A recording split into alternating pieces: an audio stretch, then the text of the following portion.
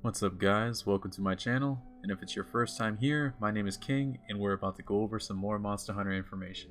Just yesterday and today, Monster Hunter's Twitter page released some more information on a few weapons that are going to be in Monster Hunter Rise. The weapons we're going to be looking at are the bow, lance, dual blades, and longsword.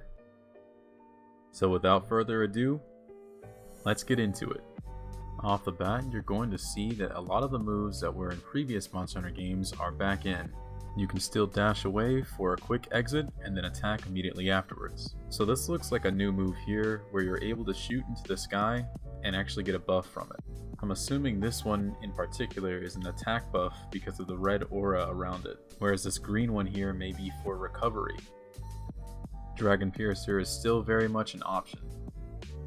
What we're about to see here is some of the new Silkbind attacks.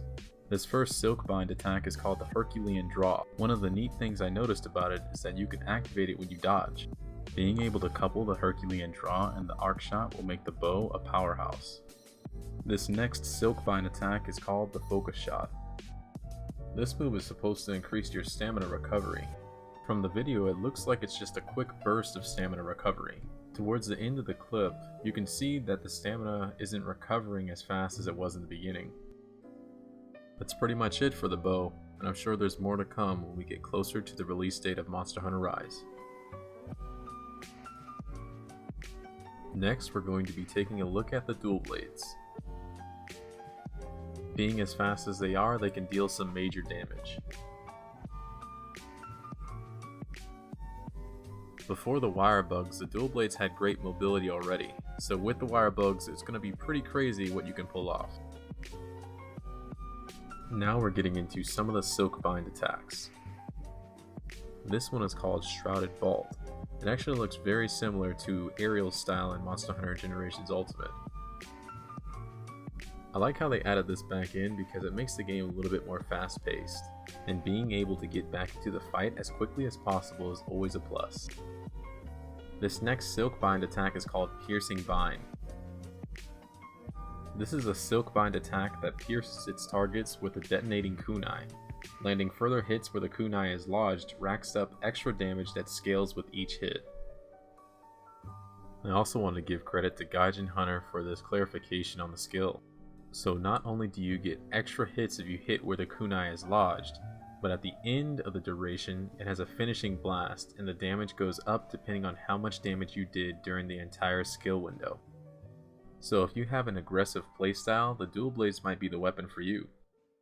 Let's move on to the next weapon, which is the lance. The weapon with the greatest balance of offense and defense.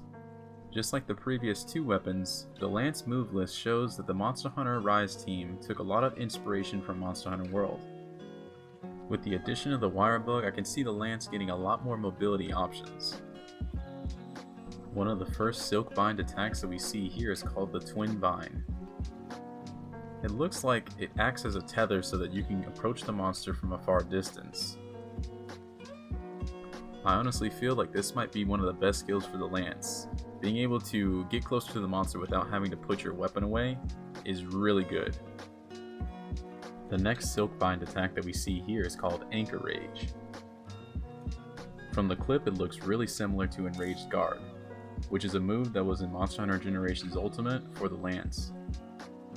This move, just like Enraged Guard, increases your attack damage when you guard an incoming attack. This was one of the best hunter arts you can get in Monster Hunter Generations Ultimate for the lance. I mean, come on, increased attack? I'll take it. Alright, hold on. Stop the music really quick. Before we proceed any further, I have a few questions for you. Have you ever felt the need to teleport behind someone and say, "Nothing personal, kid"? Yes. Have you ever looked at Sephiroth and said, "Dang, I want to be him"? Yes. Have you ever had a strong desire to trip your own teammates when you're doing a quest? Yes! Stop the music, boys!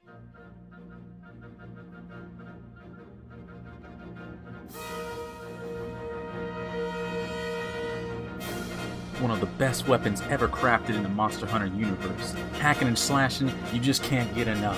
When you wield this weapon, monsters don't even know how to approach you. Oh man, you got me. Psych! You missed! The attacks, they just can't stop, won't stop. Oh, you thought we was done? Nope, still hit him. This is literally one of the best beginner weapons to pick up. It's very simple, very easy, and it's very fun. Going into the first Silkbind attack, it's called Soaring Kick. This is very similar to Helmbreaker in Monster Hunter World, but the main difference is, instead of stabbing the monster and then going up into the air, you actually kick towards the monster and then come down. And just like in Monster Hunter World, you lose 1 spirit gauge when you use this attack. This next move that we're going to take a look at is called Serene Pose. This most closely resembles Critical Juncture from Monster Hunter Generations Ultimate, one of the hunter arts for the Longsword. And that's going to bring a close to our video.